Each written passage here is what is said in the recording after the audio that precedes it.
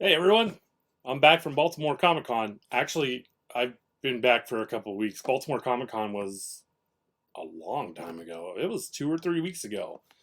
I guess I'm just behind on doing this, like a lot of things, but that's okay. Anyway, I'm here to show all of you what I picked up at Baltimore Comic-Con this year. The first thing I'd like to show you is my Ringo Award for Best Letterer.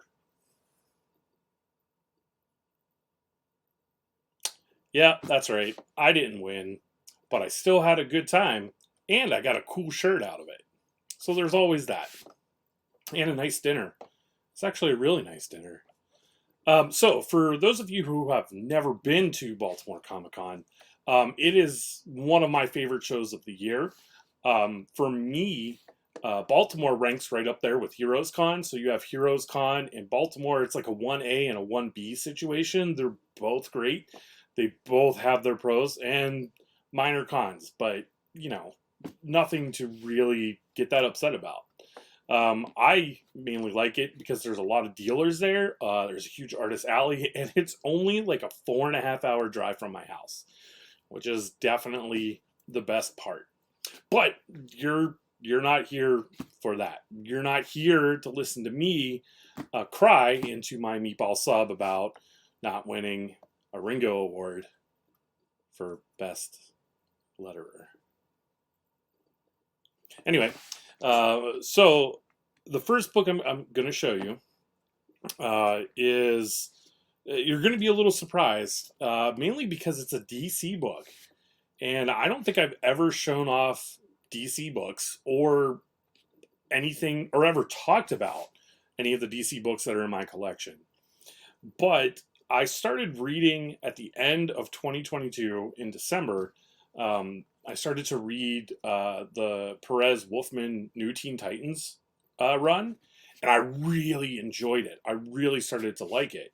And so when I was sitting down making my goals list for 2023, there were some books from that run that sort of influenced my goals for 2023.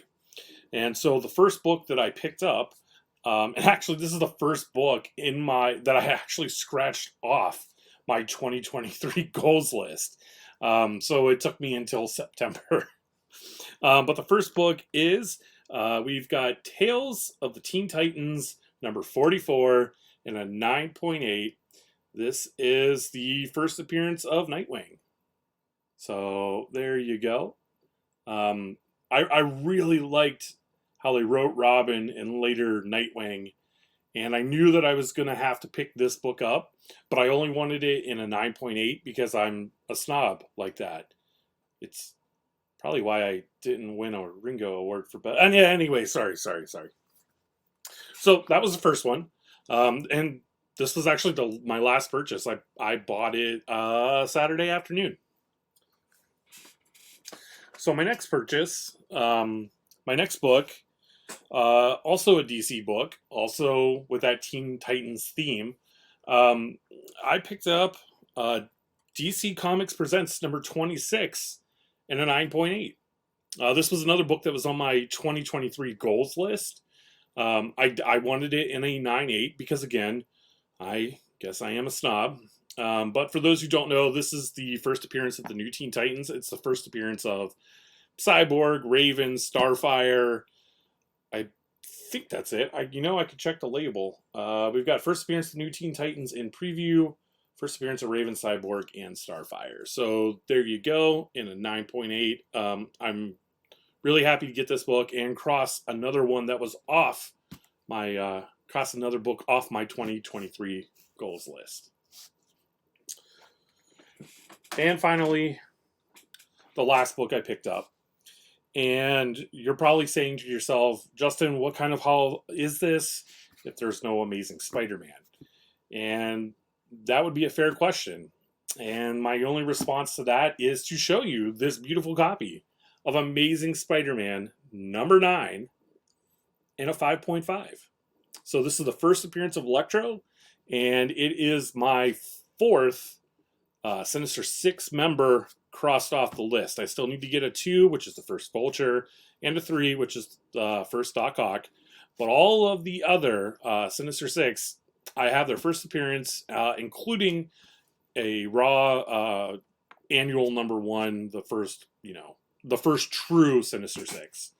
But I bought this from Reese's Rare Comics.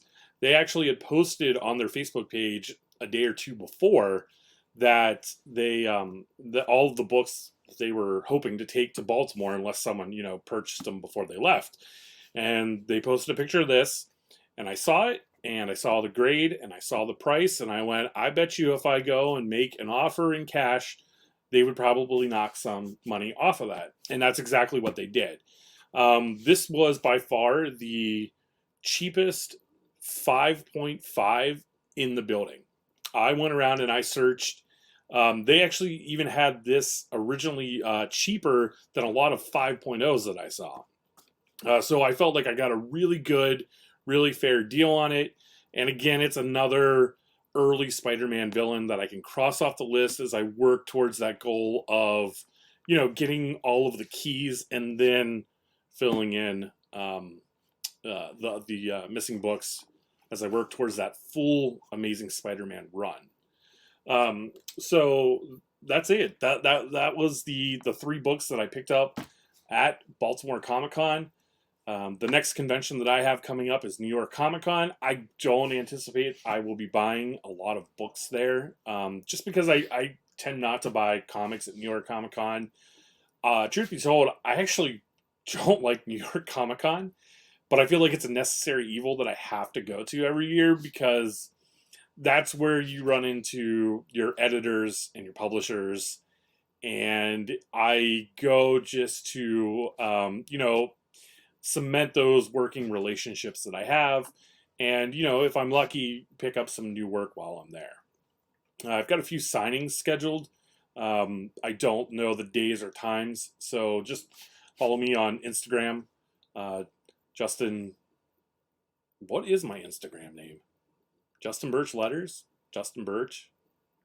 Just look for me. Search Justin Birch on Instagram. I'm sure someone who looks like me will show up. Yeah, that sounds good. Anyways, thanks for checking out the video. If you like it, please make sure to give it a thumbs up. If you dislike it, really let me know and hit that dislike button twice. Until next time, sorry about the mess, and take care.